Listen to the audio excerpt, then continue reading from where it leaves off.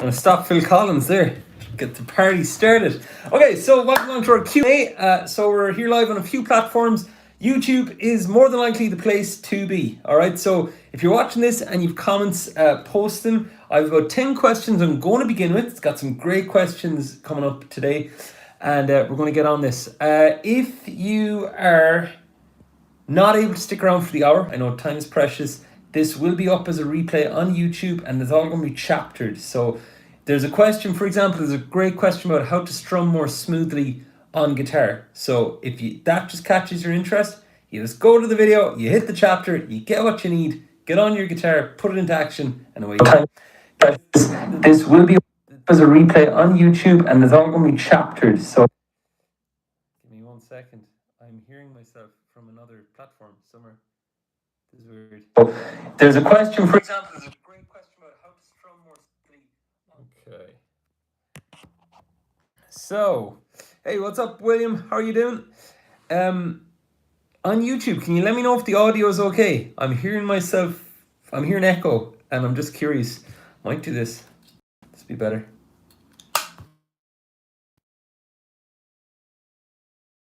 Itself on the other platform. This is how you know it's live.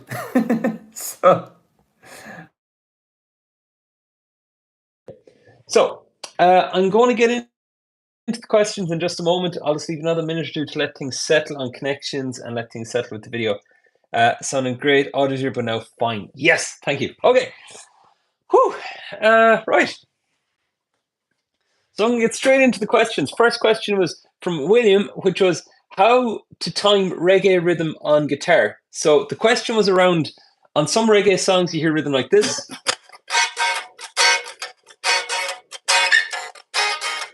You hear that, then other reggae rhythms you see online could be written like this. Here's the deal. You can do both. Like, the thing about it is, in writing, a lot of the time the reggae rhythms will look like this. But when you add in the styling, Buffalo Soldier, like Rasta. Right, so I'll give a little snippet. So what I'm doing here is, it is on the and, like I'm hitting a root note. I'm using a bar chord here on the 7th fret of E. Picking that. Then I go down up on the thinner strings, like that. So I go. I mute then with my pinky finger side my hand. And finish it with one down strum. So all together I go.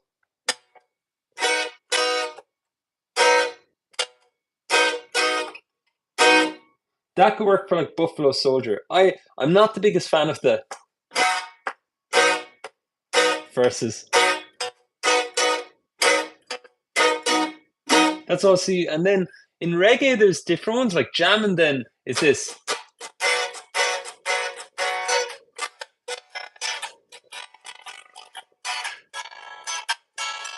It's weird, like it's way more of a groove. So William, that would be good exercise you could do. I definitely do it on a bar chord, since I know you have bar chords. The reason I like bar chords with reggae is you get that snap. If you're trying No Woman No Cry, I remember. It works, but it's a bit too like Ed Sheeran-esque. All right, hope that helps.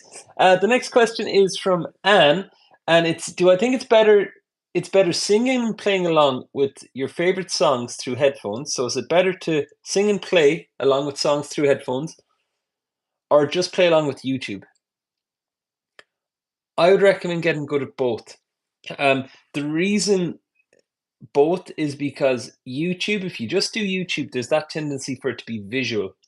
And there's that tendency that maybe you'll see, like, if there's a guitar on screen, visually you're mapping some of what's happening. Even if you're looking up a lyrics video, yeah, that's cool too. But really, I love the idea of putting in headphones and singing and playing with the song. Because if you close your eyes and you do that, you begin to realize that if you're playing music with other people, that's the closest thing to it. Like you could be there going, take it easy, take it easy. Like if you just imagine I have headphones in and if the Eagles were going through there, what am I relying on the most? My ears. There's nothing around me that I can visually copy unconsciously even. So yeah, headphones all the way. Because the thing is, there's a counter argument that could go, but when you play with others, you'll see others and you could look at them then. And yeah, that's true. But there are some venues, there are some locations you could play with others and you won't see the people you play with. Like what if I'm playing here and we're in some session and you were on the other side? You know what I mean? It's we mightn't see each other's guitars from across the room. So that's what I'd say. So Anne, whichever one you do the most, I'd start doing some of the other. And let's just say I'll mention some songs as reference. Let's just say Easy Sunday Morning by the Commodores, Richie, what's his name? Lionel Richie. If that was a song that you were cool with playing over YouTube, that's the very song I'd start doing headphones with. Because you want to pick stuff you can already do with one platform and map it to the other. Make it as easy for yourself to get into the headphones thing. Hope this helps. Hey, you're welcome, William. Makes me want to play some reggae. Next question is around rhythm as well. It comes in from Niall, and it is how to tap your foot at faster BPMs, like 140 BPM. So what's happening here is Niall was sharing that when slower rhythms, he can tap his foot as he goes along, and then at faster rhythms, obviously you're like tapping your foot way more. Now, to demonstrate, I'm going to do a bit of playing, and I'll go slow first. I'll go like this.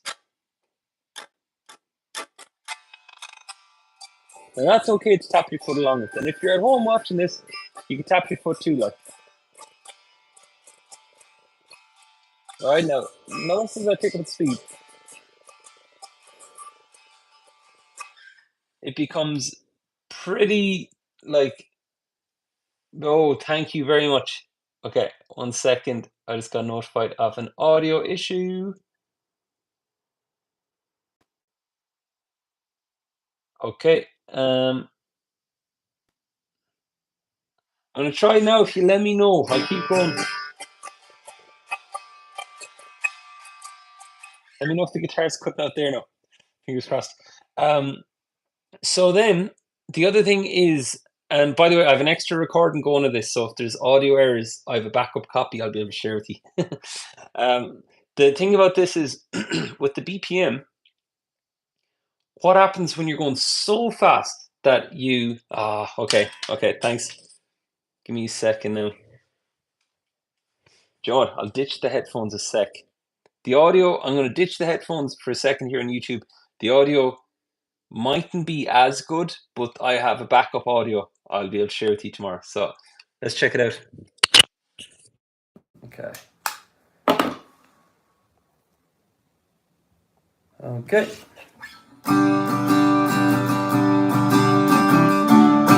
How's that? So what we're going to do is, with the tapping the foot at faster BPMs, what do you do? Brilliant. Okay, Daddy. Now you're in the house. I'm answering your question. So what do you do when you're at the faster tempo? Well, there comes a time where I just stop tapping my foot. That's the... If I had to give it to you in a simple sentence, that's it. Some songs go so fast, I don't tap my foot. I just feel the music. Now, to get there, you do need to practice with drums on YouTube or with the metronome to build that steady sense of rhythm. So if I was going like this...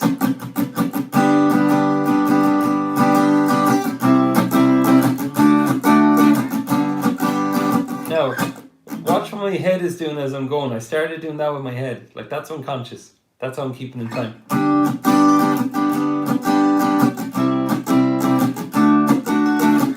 And a bit with my shoulders as well. So I'm keeping in time through moving my head and my shoulders like shampoo. And I'm basically... That's how I do it. Now, I wouldn't learn to do that by starting with the fast rhythm. you could start doing this style with slower rhythms and just build it in. And keep in mind, this skill could take a while to build. It's a weird one. It's not one you'll see taught in a lot of places. So you're tapping your foot and practice songs you find easy at a slower BPM, tapping your foot, but then stop tapping your foot and see can you rely on your shoulders and your head to bob along. And then from there, when that feels steady, start ramping up the speed. All right. So hope that helps. That'll be good one to try. It's a great question because the other thing too about tapping your foot, if you're playing a long gig, like you can't. I got shin splints, man, when I was playing gigs. Like just especially if you're tapping like this. So what I'd recommend is instead of tapping the foot like, geez, do I have to go up on the table? I do. Instead of tapping the foot like this from the heel down, do it from your heel. Do it from your heel at the back. So if these are the tips of your toes, you're tapping with your heel. It's much easier on the joints than tapping from your toes and getting shin splints. All right. So hope that helps. Great question. Next question in from Coleman. When should we use bends in a solo? Does it only work with certain notes? Yeah. So if you're making up a solo, there's sort of unspoken guidelines. So if I was doing a regular B minor pentatonic,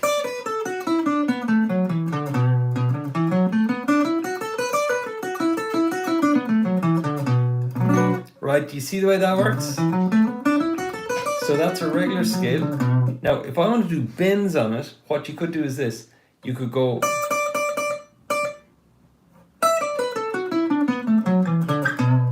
That's the second pentatonic shape.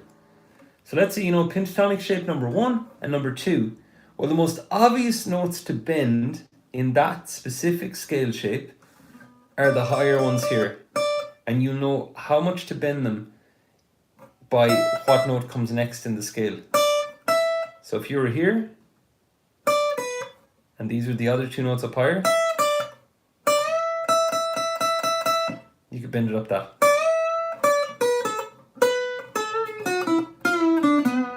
So generally, like 2 frets is a really good rule of thumb to say it's generally safe to try a 2 fret bend. Not all the time, but it's generally one you can do. I would only ever bend really on the thinnest 3 strings. And then if I bend and it doesn't sound correct, generally I'll pull that bend back a fret or up an extra fret. So now my...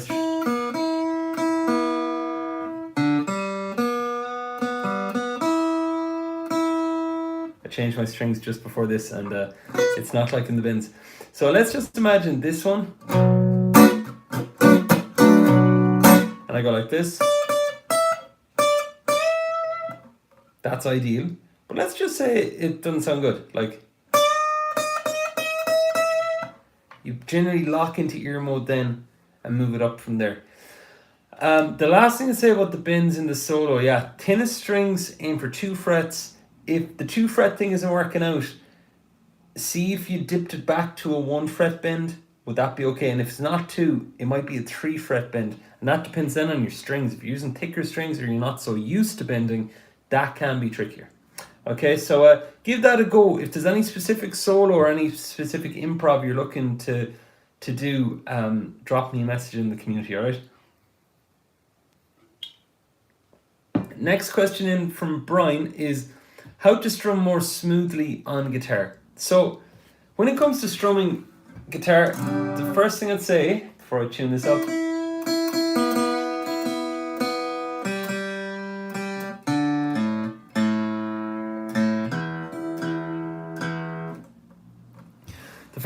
is to strum more smoothly is to just focus on one chord. Strumming is a skill set that it's a habit, a new habit in the hand that you need to build. And to do that, you've got to cut everything else out. Just focus on this one thing. And to do that, you pick one chord only, and you're... I forgot what that movie was. We're going to skate to one song and one song only. Blades of Glory. But one chord and one chord only. And then what you do is, you've done that, and the next thing is you pick a simple rhythm. You don't want to be thinking, can I get this strum pattern or not? So if that's 4 downs, so be it. It's all good. You're working on a smooth rhythm. If it's this one, just down, down, down, up, down, that's okay too. That'll be like a level 2 rhythm. A level 3 rhythm would be your that down, down, up, down, up. So whichever one you want to pick, Brian, I'd recommend just start with the down one first and then move to the other one. Now, strum more smoothly then. You've picked your chord to settle on. You've picked the rhythm pattern. That's all you're focusing on. Now let's get down to strumming smoothly. To strum smoothly, you want to hold the pick so light that somebody could just pull it out of your hand. Like that. So make sure it's light, and it's a nice light pick. I use 0.88 millimeter Dunlops, and I'm going down, down, down, up, down. And you should look down at your hand as you do it, and check, is the pick traveling down the string like that? And just be sure that it's like working nicely. Right, and then when you strum down the strings, you should see the pick kind of go like this. See the way it's here, but now watch as I go down. You should see the pick just fall down the strings, and it should sound like a thrum, like a knot. And that's where you see the hand moving. Watch the old way. Watch my hand just kind of jerks like that. The new way. Okay, so you take that chord, you go practicing that on your chord. This is a habit rewiring, so it takes longer than just learning a brand new chord shape. So set time in your practice routine to just take that chord on its own, listen to how it sounds, and then when you feel ready, do a different chord shape. Generally G, C, E minor are nice ones to do. D is a little bit trickier because you're only strumming 4 strings on D, so you got to narrow the strum a bit, so that is trickier. So I'd add that in 4th. So as a next action step for you, I would basically take the chord, do the strum pattern, and get it going on G for a few minutes, see how it feels, then C, and then take a break. Then come back to your strum and see your hands starting to do it more naturally. This could take a couple of days, it could take longer, but it's so worth it. All right, so get on that and pop me a comment in the community to let me know how it's going. I'm sure the others would love to hear as well. Now, the next question came in from, and there's another quick one from Brian actually, which I'll answer here. An A minor to F bar chord change. So if you're on A minor and you're going to F, really the tip I'd have for the bar chord change is this. If I'm on A minor, the key thing here is to go from these 3 fingers to these 3 on F as quickly as possible. So I drill that change. And the key thing as well is watch my thumb. See the thumb's at the back for A minor. Now watch where it goes. It drops. And watch the shape in my hand here as I go. I'm here for A minor. Now watch. I'll bend a bit more for F. Then the index gets on. So Brian, I take that and I just go A minor like that, then get the index on. Now watch the back of my thumb for the F here. If I'm here, A minor. Now the F. See how the thumb dropped to the back. Okay. Now keep an eye out as well. Like, how are you? A question for you, Brian, would be, how are you at F on its own? Sometimes we think it's the chord change, and it could be the chord shape itself you're going to. So pop me a comment as well in the community. Let us know how F is going, because sometimes it isn't the change, it's just the formation of the F. So just keep an eye on that as well. Alrighty, and don't do the smooth strumming practice with that change. No. just take the smooth stuff on its own, then that bar chord change. Alrighty, next question is from Andrew, and it is around memorizing songs without sheets. Now, I've spoken with a few guitarists about this. It's a huge one, especially if you've learned off YouTube and stuff like that. When it comes to memorizing songs, the first thing I'd share is you got to approach it so differently than your sheet reading is.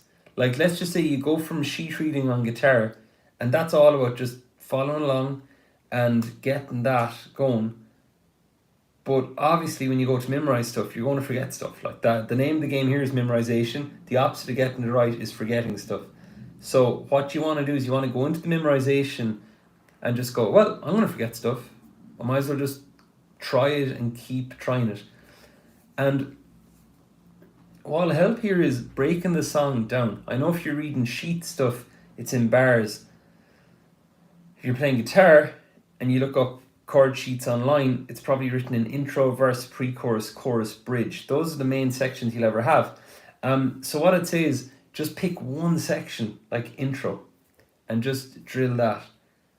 And you want to play, and when it came to memorizing, when I was learning, I just played the stuff over and over and over, a crazy amount. Like, I can tell you for a fact that when I had guitar, I was given a sheet and there'd be tab on the sheet, chords on the sheet, and I had 11 o'clock on a Saturday morning, and I'd hang around the city for a while afterwards, and I'd go home that evening, and roughly an hour or 2 hours later, I'd have the whole page or two sheets memorized of what I'd done that morning at guitar.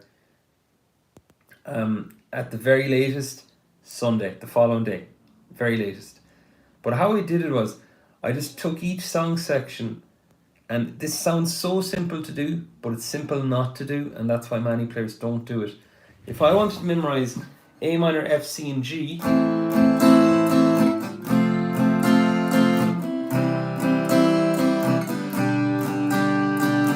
at a very basic level, I used to just, I looked at the page for the info, but then when I got the info, I started saying it to myself. And then from there, I started putting it on the fretboard. And from there, I started playing it. So it wasn't like school where I was going, A minor, F, C, G, A minor, F, C, G. It wasn't rote stuff. It was like, get that, then get playing A minor, F. And the more details you can begin to memorize about what you're doing, the more it's going to stick in your mind. I looked at the chord shapes.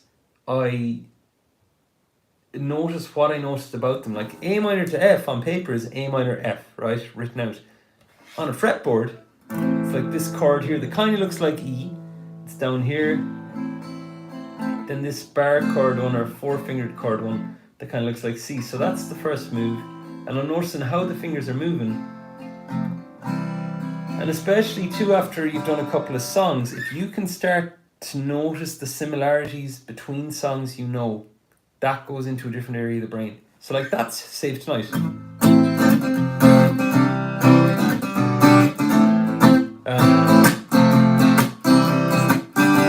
Passenger by Iggy Pop.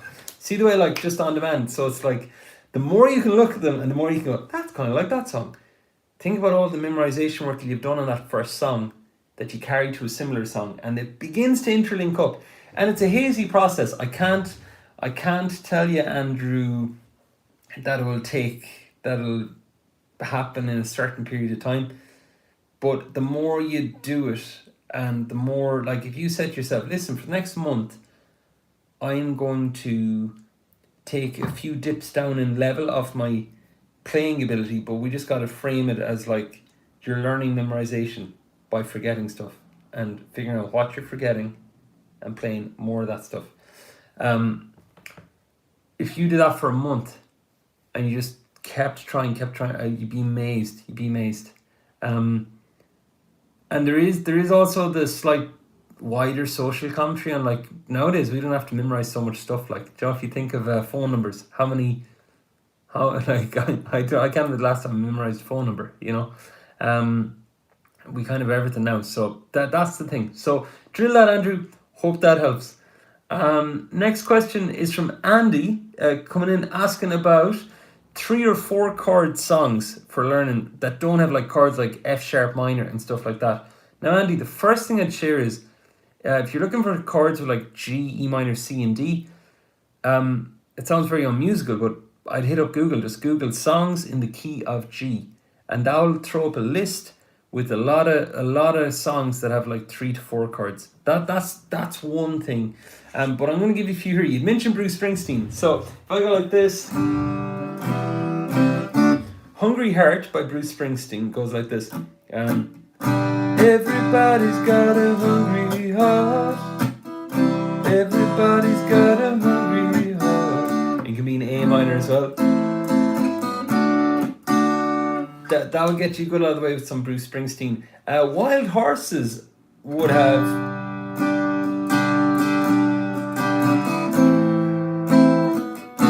childhood living is easy to do. Yeah, there's a lot of chords in that one actually. Okay, I wouldn't touch that one so much. But I'd recommend you look that up with like the Bruce Springsteen one, Hungry Heart, to be a really good one. Drifters, I know you mentioned the Drifters. Drifters Up on the Roof is a great one. When this old world starts getting me down and people are just too much for me to face. It's nice and laid back. Alright? So they'd be 2 or 3. And then, yeah, I'd stick with those 2 for now. I don't want to give you 3 or 4 and then open out all the tabs. So yeah, Bruce Springsteen will be the main one I'd stick with first. Okay, let's have a quick look for any other questions. You mentioned the Drifters. And then I know you'd mentioned Frank Sinatra and Dean Martin. They'd be 2. They've amazing tunes, but they'd be 2 I'd stay away from for a long time, because a lot of those Frank Sinatra stuff have like lovely jazzy chords. Fly me to the moon and let me play upon the star. We're not even through the first line. There's a ton of chords. All right, so time to check some questions. All right. Okay, I'm gonna have a look here on YouTube first, of course. Hey, how are you doing? Glad we fixed the bar chord issues. Great. William, Niall, how are you all doing? Noel's in the house. How's things? Glad you made it back, Noel. Can you play your Heartbeat Styles on guitar? I'm not sure what that song is. If you're talking about the Jose Gonzalez, give me a sec. This is me making up.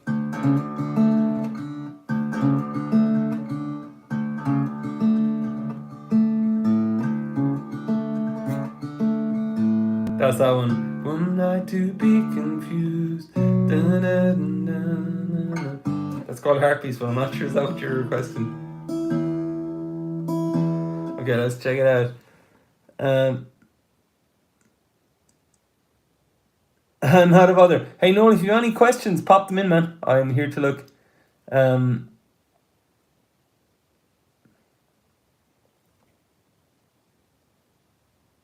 Okay. Okay, so a question in from Aaron. I have a fair bit of discomfort in my index finger middle joint on the fretting hand. Would you have any tips on minimizing getting rid of that? Okay, so I'm going to start by saying I'm not a physio, I'm not a doctor, this is not medical advice, right? I will share that I've spoken with some older adult students about stuff like this. Aaron, I'm not sure what age you are, you don't have to share in the chat or anything, but 2 of the causes was it's a strum pattern. Okay, I'll need to look that up. Thanks. So let me see. The question about the joints. What transpired was some students, older students, were practicing on the couch, and their posture was misaligned. And what happened was it was having a knock-on effect for their playing. So one thing I'd check in, Aaron, is how are you sitting as you play? Are you sitting upright most of the time? And then the second thing is when you get into guitar, it's easy to play a ton of it without warming up, or play a ton of it without relaxing the hand. And like it's almost like the video game thing where you play so much and it's only when you finish you realize that your eyes are burnt out of your head. Or when you finish guitar you realize there's discomfort and pains. So what happened with this student that worked was they started sitting upright as they played. They started whatever. We identified what was causing the discomfort. Like, was it a certain chord? Was it on a certain song, or was it after a specific length of time playing?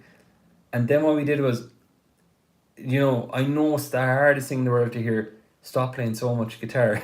Nobody wants to hear that. But if you can do smaller sessions of playing and take it easier for a period of time to check, that could go some way. But listen, if you want to give a bit more info, you're 30. Perfect, thanks. Good. 30. That's what I'd say, Aaron. And then if you want to pop a comment, I'll keep an eye here. Are you playing bar chords, or is it like during a certain type of song or anything? I'll keep an eye here as I answer another question or two. A heartbeat strum pattern. I'm going to look that up here on the laptop just while I'm on.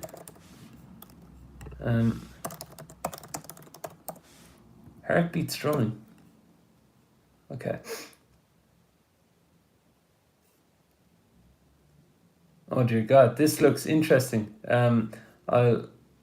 I'll cue it up here if the connection allows. I hadn't heard of this drum pattern. Do you know what? It's lagging. Okay. On the next Q&A, I'm going to start with this question about the heartbeat drum pattern. All right. Hope that's fair enough.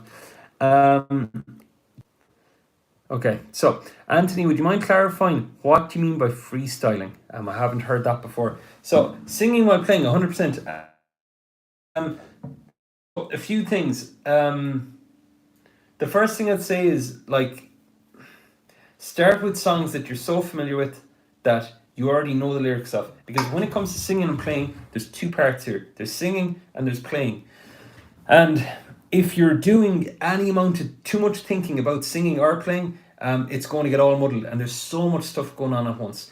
When you play, here's an example. If you're playing G, E minor, C, and D, even as a basic chord progression, your fingers have to go behind frets, you have to press hard, strum patterns, chord, there's all this stuff going on underneath the surface of G, E minor, C, and D. With singing, when you're memorizing lyrics, trying to pitch notes, is it in tune? What's the rhythm of what you're singing? What's the rhythm of there's all this stuff, and that's why so many players have so many problems singing and playing. They're trying to do it all at once. So, here's what I suggest. You want to pick chords and a rhythm that you can play super easily, or at least that you're going to learn that you can play easily. Then you want to pick songs, map them to songs that you can pick and sing any day of the week. I had students who had rhythm problems, but they could play this rhythm no problem a couple of years ago. Like if I'm keeping a beat like this and I'm going, and it was all because Ed Sheeran was on the radio with,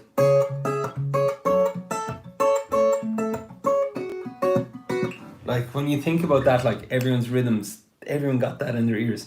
So that's the power of repetition and of stuff going in your ears. So pick songs you're very familiar with that go fairly slow, that the singing isn't too crazy on. And then what you want to do is you want to sing it a ton until you don't need to think about lyrics. You don't need to think about like, will I get the singing or not? What will happen or not? And you want to drill the playing so much that you're not left wondering, God, I hope I can play this. You want to have them as easy as you could play an E minor chord. Okay, so there's no thinking involved. No thinking involved. You bring these two no thinking involved things together, and now there's thinking involved. And your thinking is all around how to maintain both at once. And that's the name of the game. That's where you're playing going, oh, I hope I get my strum. I hope I make this chord change. So yeah, that's what I'd recommend. Hope this helps. It's a long game, like the singing and playing. Listen, if you want song recommendations, or you want to ask me anything else, drop me an email at dave@theschoolofguitar.com, and I'll give you a few other pointers if you need them. All right, hope that helps though. And the replay will be up as well if you want to replay this section. Aaron, that's perfect. Okay.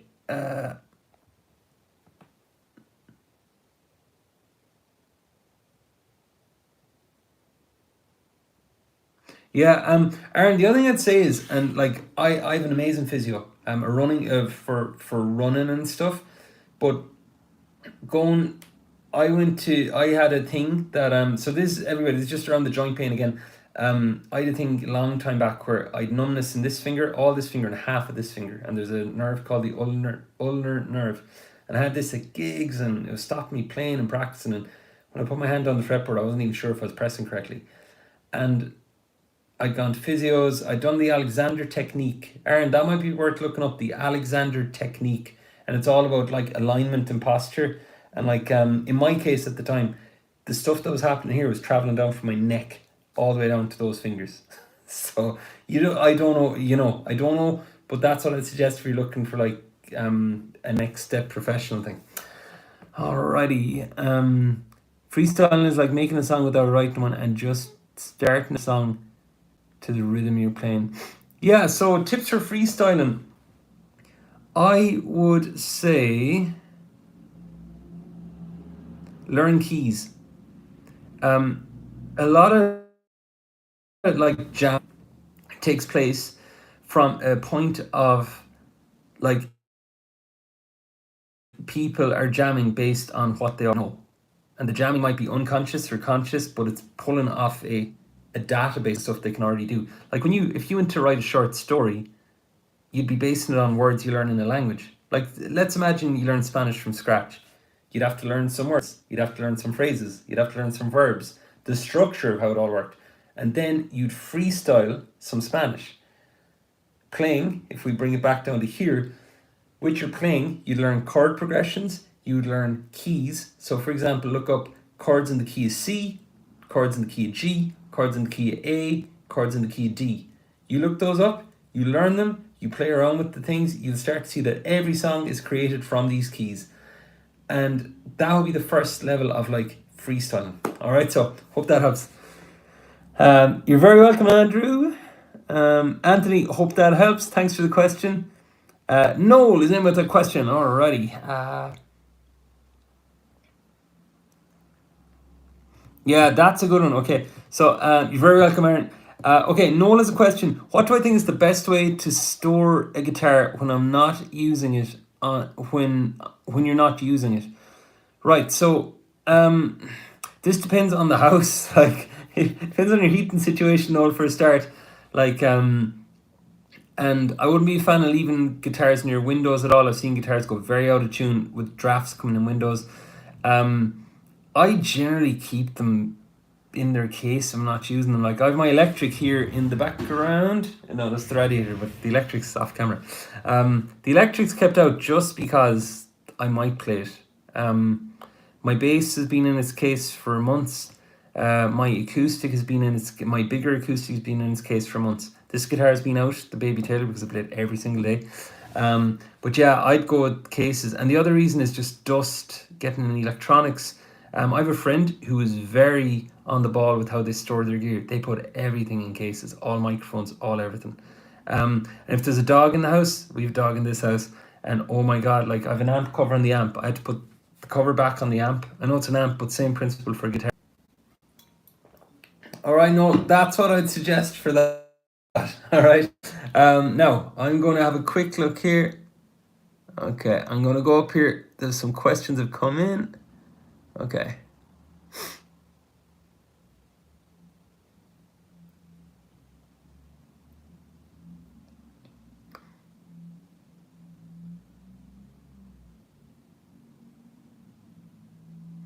Hey Pat, how are you?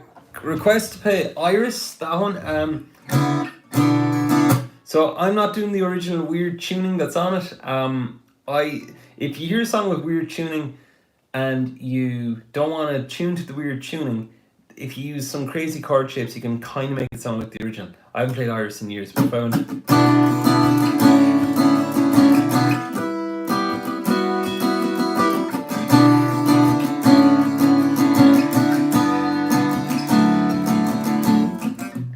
See the way like they're unusual shapes, kind of like Dave Matthews chord shapes, but you can apply them to that. Hope that helps because I don't know the tuning of Iris. Okay, how could I sound quite dull? Okay, so question from John: how could I stop my bar chords? How could I make my bar chords sound more bright because they sound quite dull? Okay, so when it comes to bar, first thing I say is check the strings. I'm a devil for changing my strings, work in progress, but if you need to change strings, you might be amazed at how much brighter it will sound. The second thing with the bar chords is it could be your rhythm. It could be that you're dampening the chord. So if I pick this bar chord and if I go, I'll play them brightly first.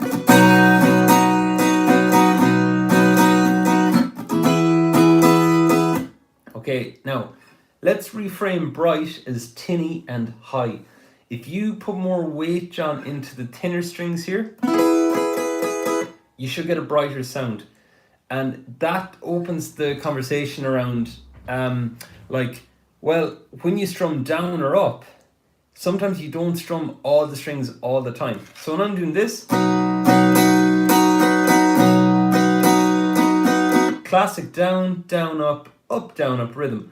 The only one I'm strumming all the strings on is that first down. Then I'm leaning in on those thin strings and I'm gripping the pick tight. Because to make it sound brighter, you'll need to be louder. To make it louder, you need to grip the pick tighter. Alright, hope this helps. And for practicing it, just do it on one chord shape and get that going first. Alright, hope that helps.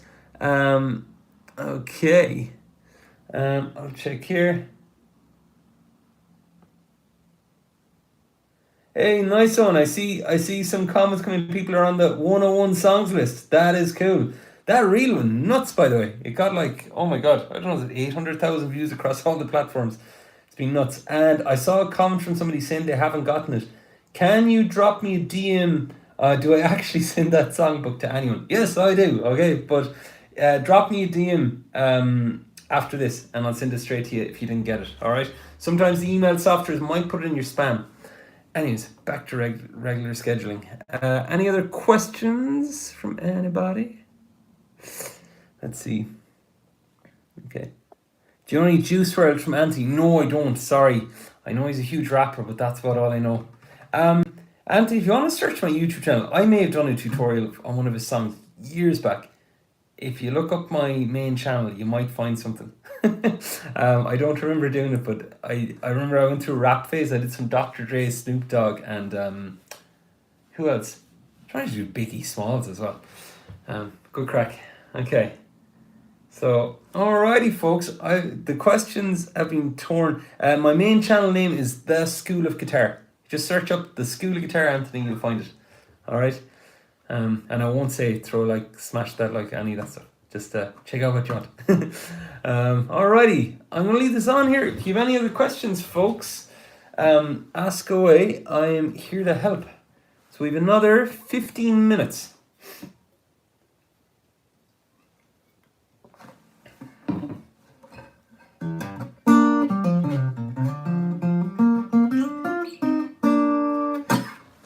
Is it too soon to get a capo? No, I'd get a capo straight away. They're great, and some songs require capos. Wonderwall needs a capo. Some songs need it. Other things, right, Andy? So let's say you're doing a song with G, E minor, C, and D, and next thing you look up another song and you go, oh man, that has F sharp minor in it. Well, if you put a capo on the second fret here, and you make an E minor chord, well, that's an F sharp minor chord. So, in other words, you're asking about 4-chord songs. If you find a song that you're like, oh man, I don't like the look of those chords, and you look it up on Ultimate Guitar, there's a transpose button if you look this up on a website. So look up Ultimate Guitar on a website, you hit the -1 on the transpose button, and you basically keep hitting that button, and it keeps changing what chords are used to play the song until you see chords you like, which, since you're starting out, it could be like G, E minor, C, and D. And then you put a capo on, and you can sound more like the song. Alright, so hope that helps. And in terms of capo recommendations, I'm a fan of the Kaiser capos, Keyser, the ones with the grip. The second one would be Shubb, Shubb. They're nicer looking, I find, because they don't have the hook over the front, but if you're changing capo positions mid-song, we're at Living on a Prayer in lessons this week, and you know it goes,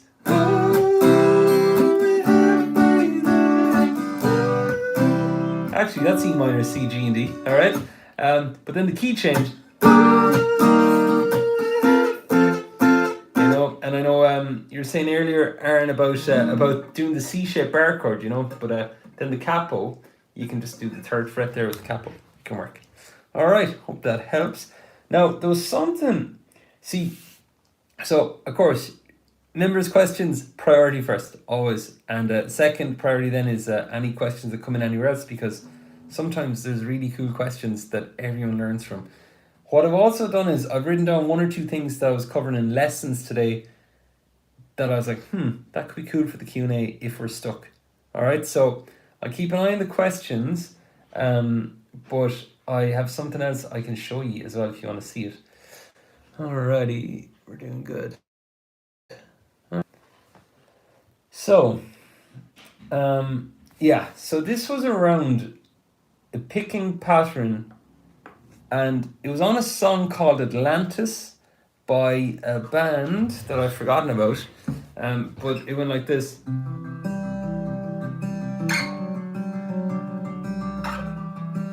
Right, and we were working on getting the chord change, and you know yourselves when you're playing, no matter what you're playing, no matter what the pattern is, no matter what the chords are, the second a chord change is coming up, all other priorities in the world are put aside. It's like, I have a chord change, this really matters. So what we learned in the lesson was I asked my student, I said, what would happen if we didn't care about the chord change? And it's rare to say that. And they're like, wow, this is cool. He's telling me not to care about chord changes. And I was like, what if we slowed it right on down and you went like this? And then the next chord comes, right? But what we did was I asked them to stay on the current chord with the current pattern.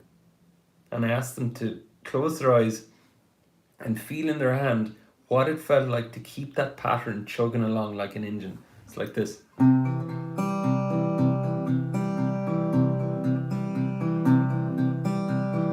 So now it becomes a norm that keeps chugging away. And I was like, what if that was the most important thing about playing this, not the chord change? And what they did was, and I said, what speed then would you have to play that song at to keep that consistent? And then you just slide up to the next chord as you go. So they went like this. They were like, and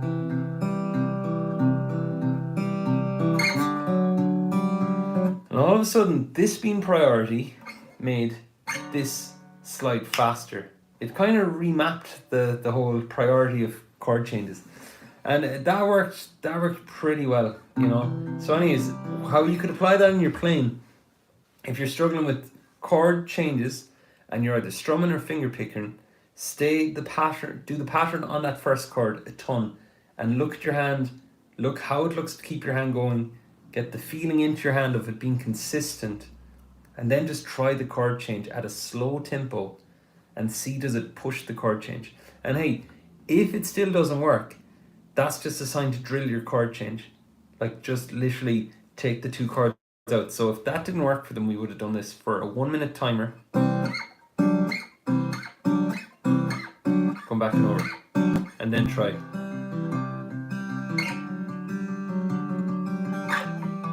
All right, so that was a cool little one, I thought. And then the other thing about that was, yourselves, if you're trying something on guitar, like trying something that's hard unconsciously carries the message that you must try hard to get it. And if I say then you're trying hard, well, what's that going to do to your hands? They're going to be tense because we're trying hard to get the hard thing. And I suggested to my student, I was like, what if you just relaxed your hand? What if we didn't have to try so hard? And I said, what if it was just like a sliding, finger picking? Because as well as this, like if you're digging in here, it's so hard to get moving. So just slide and glide. And then you move up. Okay? Now, and the change in the playing was insane. Like, they didn't do any more practice. They literally it started to work.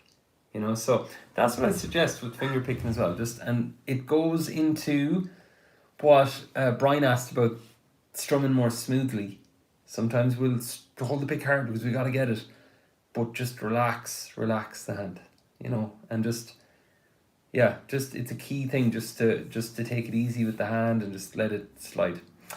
Alrighty. Oh, cheers, William. Yeah. Okay. Brilliant. Okay. Because I definitely believe that, like, you know, as big as the YouTube channel has gotten with whatever 17,500 subs, like, I still teach in prayer. I'm still on the ground every day trying stuff in lessons, and I carry it online then. I think that's really important. The band is called C Fret. Okay. Pop me a comment in the community, William, if you still can't find it. So Atlanta's C Fret. Okay, we're back. Can't wait. So I was updating members. The internet is gone in the house, so I'm on a hotspot here on YouTube, and whatever's happening here in the house connection, we'll see. So call and response blues note. I'm going to give my best shot if I'm understanding what it is. Okay. It sounds like it's where the one player plays something and the other plays something similar back to them or responds to them. So like if it was going like this, Daddy, you got it, good, okay. So watch this, if I was going,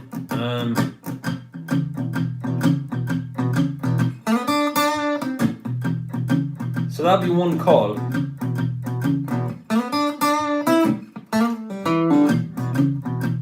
Now imagine I do that and I go, and the other guitarist goes,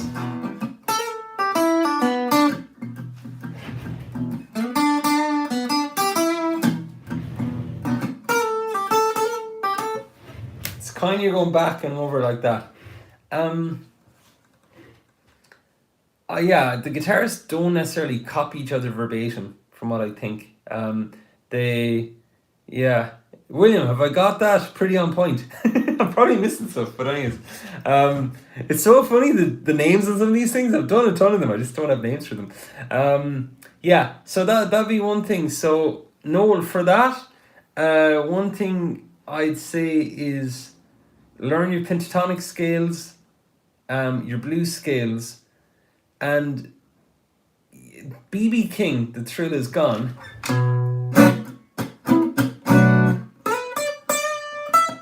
He leaves a ton of space in his songs.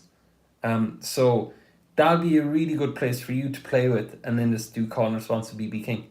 What an age we live in. From the comfort of your own home. So yeah, with your guitars in their cases. Yeah, that's what I'd suggest, you know. And look up, like, see, the thing is, if you look up the greats doing it, it's going to be nuts. Like, they're going to be shredding and doing all sorts of crazy stuff. But, like, there's probably some good call and response resources on YouTube. Like, there has to be, like, call and response exercises or something. Nice, I got it. Yeah. Yeah. It's like the two old guys from the Muppets, even though they talked at the same time. That's cool. Okay, glad. Thanks, Noel. Yeah. So that's all I'm doing there is, that's an E minor pentatonic second box. And my teacher, he gave me a great piece of advice one time when it came to improv. He's like, think of it like singing. Because I got into scales and I was like, I'm just going to shred everything. And just doing it like, sure, that's just vomiting all over the fretboard, like, for call and response. But he said, think of it like singing. So I was like, okay, so someone could sing that. It's a good day. And then the person would go, I think I'm gonna have a time outside. You know, and then you just have a bit of fun with call and response. Connections allowing, this could be a really cool one for down the line in the membership, to set up like call and response sessions. That could be really cool. Okay, so nice. And you're calling and responding there on YouTube, which is great. Yeah, I've yet to see that movie, Crossroads. That's the one with Eugene Strickbag, isn't it? I forget the rest, but that's Thunderstruck. But yeah, Steve Vai. If you look up G3, Steve Vai, Joe Satriani, Eric Johnston, I think Going Down. If you look that up, that's pretty cool. A lot of call and response there.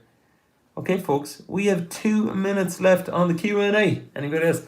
sometimes this is where like a cool question comes out of nowhere just for the end. So I'm keeping an eye. And yeah, for anybody who's on the stream, if you want to come join us, we have an unbelievable guitar community full of amazing people. And I've seen on the stream today, I've seen Niall, Noel, and William join, which has been great. From the comments, I know there could be more watching, but yeah, there's a great crew is in it. If any want more info, drop me a message on Instagram. Just drop me a DM with the word community. It's a great place. It's like literally Pagini. How do I say that?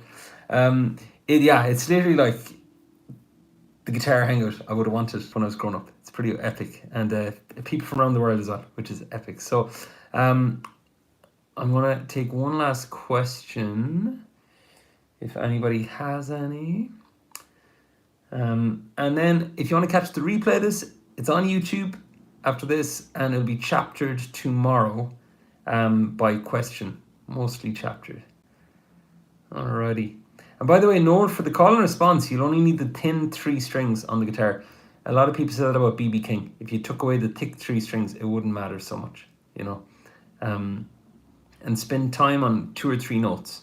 Like, it's amazing, just amazing what you can do. Like, even this.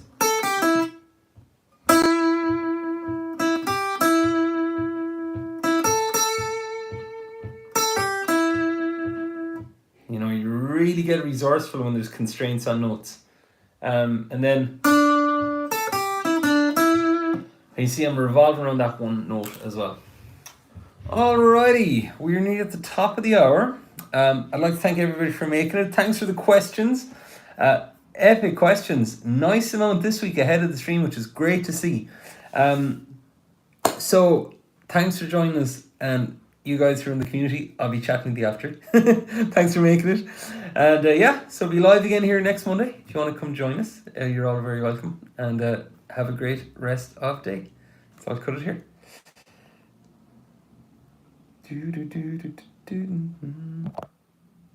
Okay, we'll see you all soon. Thanks for making it.